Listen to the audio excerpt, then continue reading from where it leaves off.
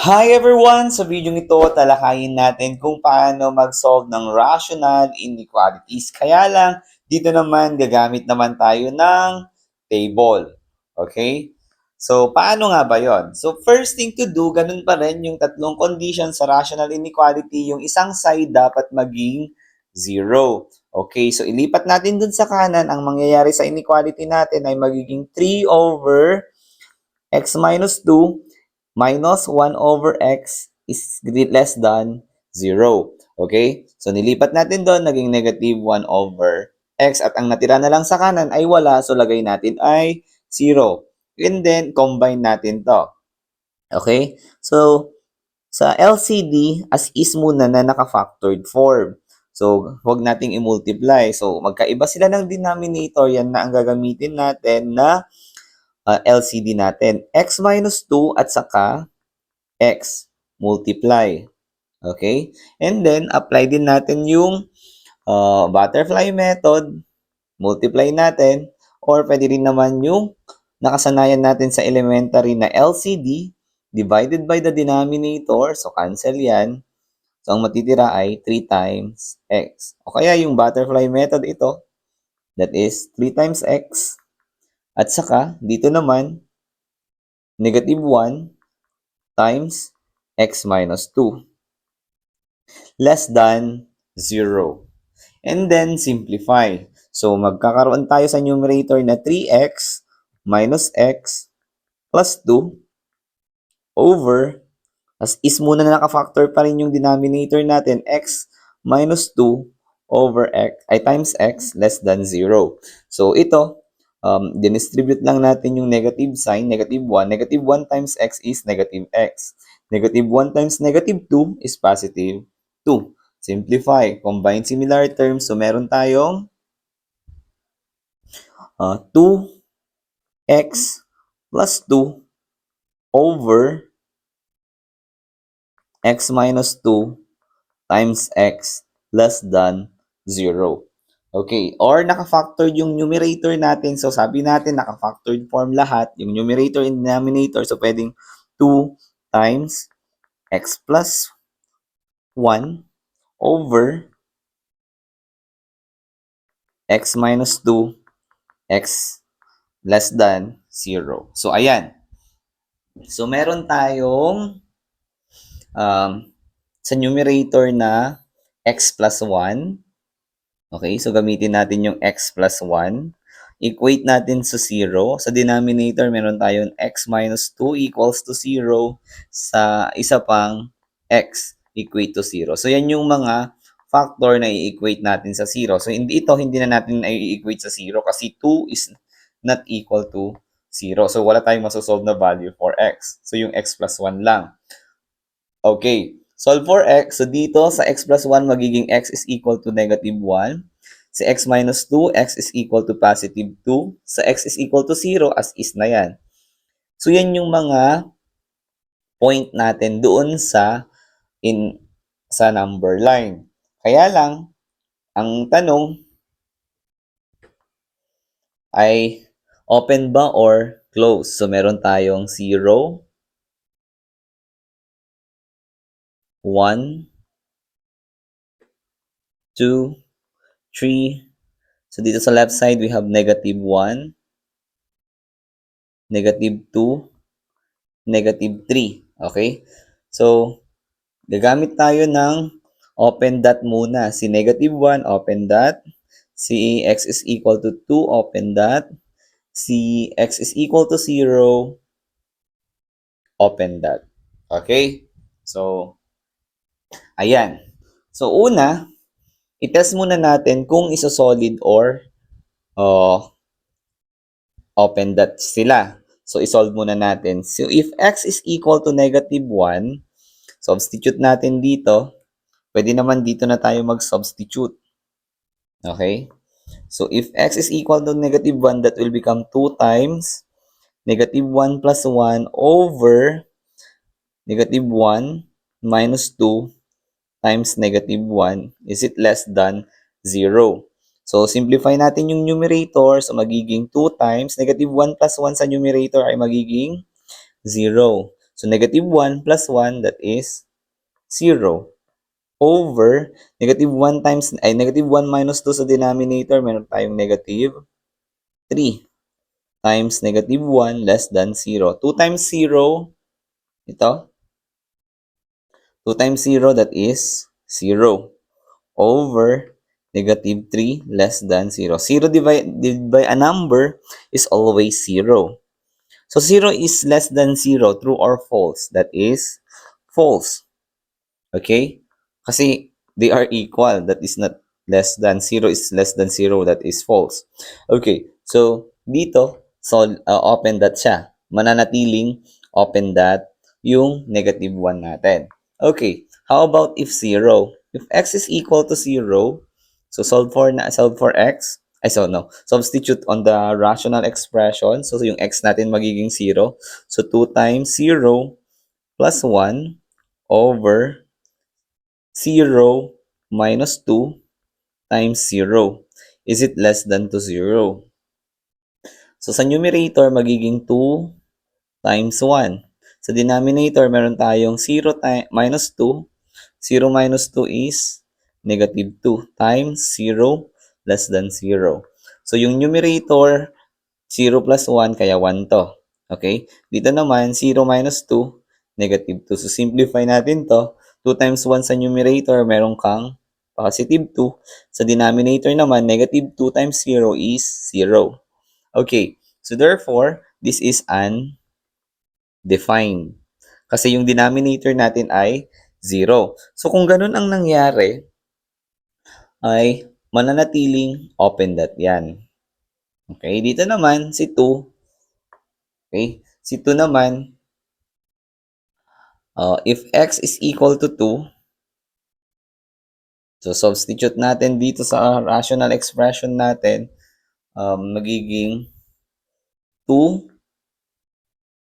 times 2 plus 1 over 2 minus 2 times 2 less than 0. So sa numerator, magiging 2 times 3 over 2 minus 2 ay 0 times 2 less than or equal to 0. 2 times 3 sa numerator, naging 6. Sa denominator, 0 times 2, that is 0. Okay, so this is also undefined. So kung undefined, as is na naka-open, that lang yang mga yan. Okay, so next, paano yung sunod dyan? So ginamit lang natin muna yun, no? Kung open dot or solid dot. So ano magiging kasunod niyan? So magti-table naman tayo. Okay, burahin natin to. So kasi na-solve na natin kung open or close yon. So gagamit tayo ng table. So another way to solve rational inequality to So table. So ano nilalaman ng table natin? So syempre that is rows and columns. Tables is composed of rows and columns. So we have 1, 2, 3, 4. Bakit 4 columns? Kasi meron tayong 4 na part dito. Di ba meron na tayong point? So yung number line natin na divide na yan sa 4. 1, 2, 3, and 4. Okay, kaya meron tayong 4 dito na column, pang 5 dito, interval. Okay, so ano yung mga interval natin? So yung mga interval natin, ito muna, okay? Yung left side ni negative 1. So we have x is less than negative 1. So between naman, between dito, so x is between negative 1 and 0. So dito naman, between 0 and 2. Dito naman, sa right side, ang x natin is greater than 2. Okay. So, yan yung mga interval. So, ano ba yung mga, magkakaroon ka dapat dito ng testing point. Okay. Test. So, ano iti-test natin? Kuha ka dito. So, itong side na to, ito ay x is less than negative 1. Kuha ka ng number. Okay, so x is equal to negative 2. So dito naman between negative 1 and 0, pwede mong gamitin ang x is equal to negative 1 half. Dito naman sa pagitan nito, 0 and 2, kuha ka rin ng number, x is equal to 1. And dito sa side na to, pwede rin ay x is greater than 2, ang gamitin natin ay 3. Okay? So yung mga number na yan, kinuha natin dun sa part na yan, sa mga interval. Kasi, alamin natin kung isa-shade ba yan or hindi. Saan natin gagamitin yung mga test point na yan? Doon sa mga factors. So, una sa numerator, meron tayong 2 times x plus 1. Okay? Next, sa denominator, meron tayong factors na x minus 2. Meron din pa tayong isang factor na x. Ayan. So, wait lang. Burahin ko muna yung nandito sa baba. Dudugtungan ko yan.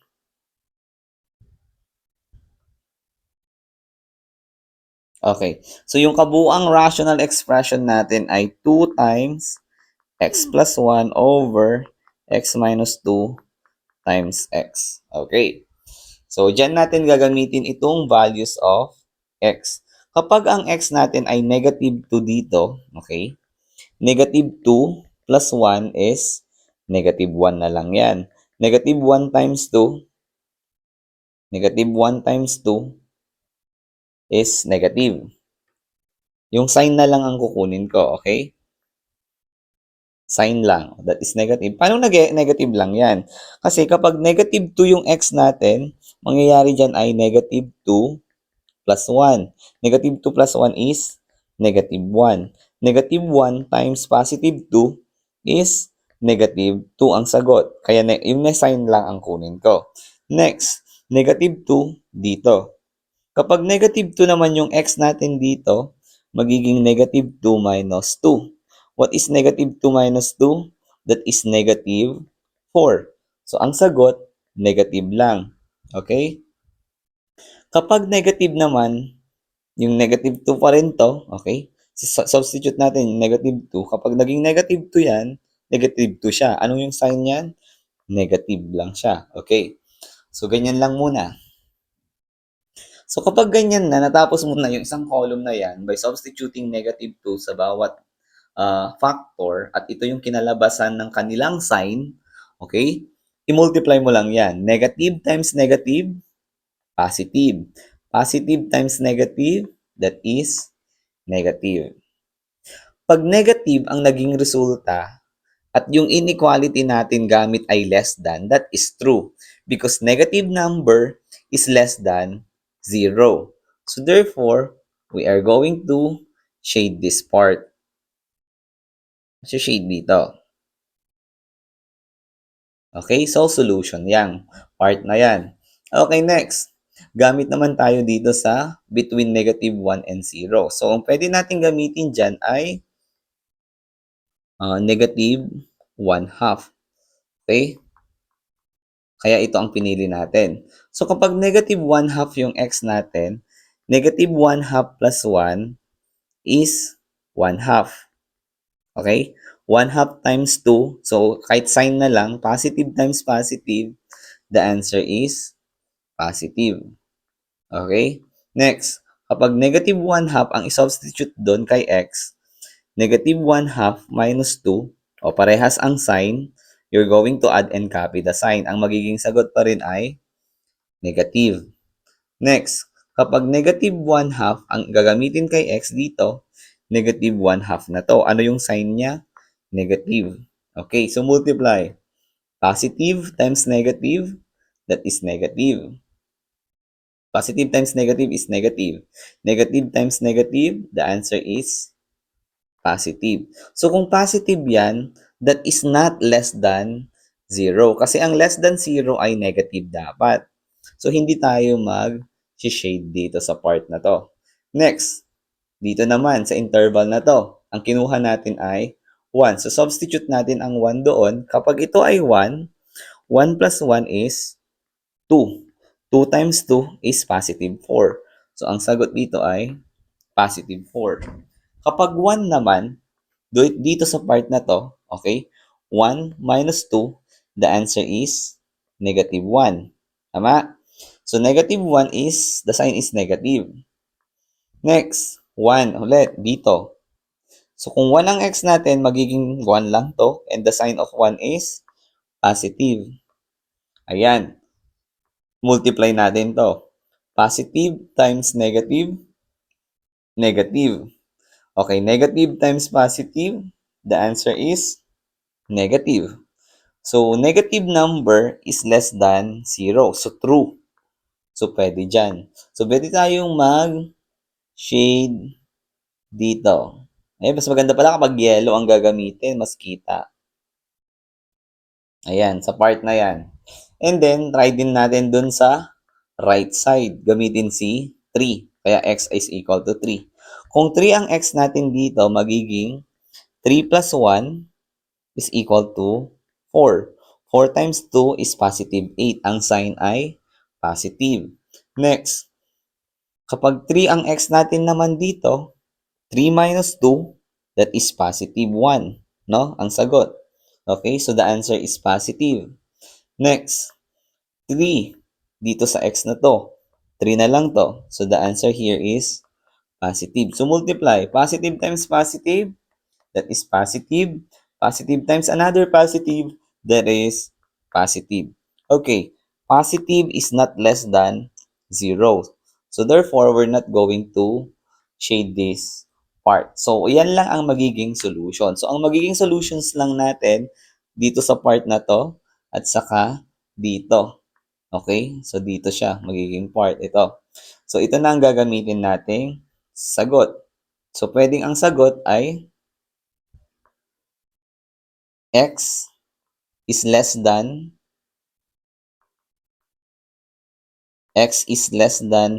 negative 1 or x is between 0 and 2. Ito, pinag-combine natin. Ito yung graph nila, di ba? So, pwede naman na naka-interval notation. Pwedeng from negative infinity to negative 1, parenthesis, union, open 0 to 2, open. So, pwedeng ganitong format, pwede rin ganitong format ang ating solution. So, that's the way how are you going to find the solution of rational inequality. Pwedeng naka-table. Okay? So, yung mga ibang videos ko, ang ginagawa natin ay nagsosolve bawat isa and then identify kung true or false. So, pwede rin ganitong naka-table. Okay? So, sana natutunan nyo yung paggamit ng table.